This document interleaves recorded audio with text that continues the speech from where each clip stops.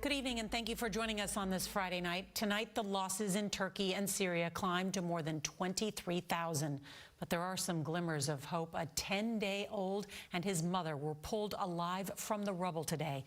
And this family, a husband, wife, and their 4 children rescued after 101 hours trapped under debris, a small air pocket keeping them alive.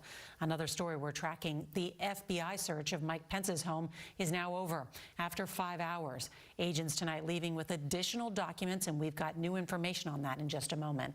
But first, the new questions tonight after the White House revealed just this afternoon that an F-22 fighter jet shot down another object flying over Alaska.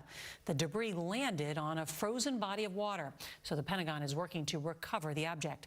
Officials trying to determine what the object was doing and if China or any other country had anything to do with it. CBS's Weijia Jiang is going to start us off tonight from the White House with those breaking new details. Good evening, Weijia. Good evening to you, Norah. Tonight, Pentagon officials say they don't know who owned or operated the object, what it was capable of, or why it was in the air.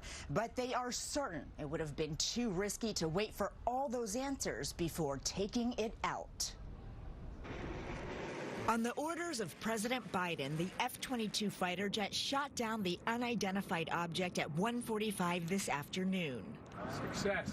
The White House says the U.S. first detected the unmanned object last night, flying at 40,000 feet above the northern coast of Alaska and floating northeast, well within the range of commercial planes.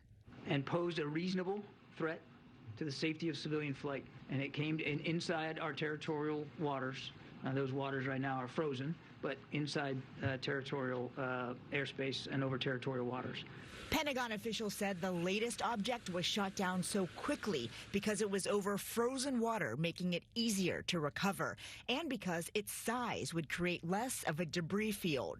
It was much, much smaller than the spy balloon that we took down last Saturday, roughly the size of a small car, as opposed to a payload that was like 2 or 3 buses size, right? Several military aircraft are now involved in the recovery effort off the coast of Alaska.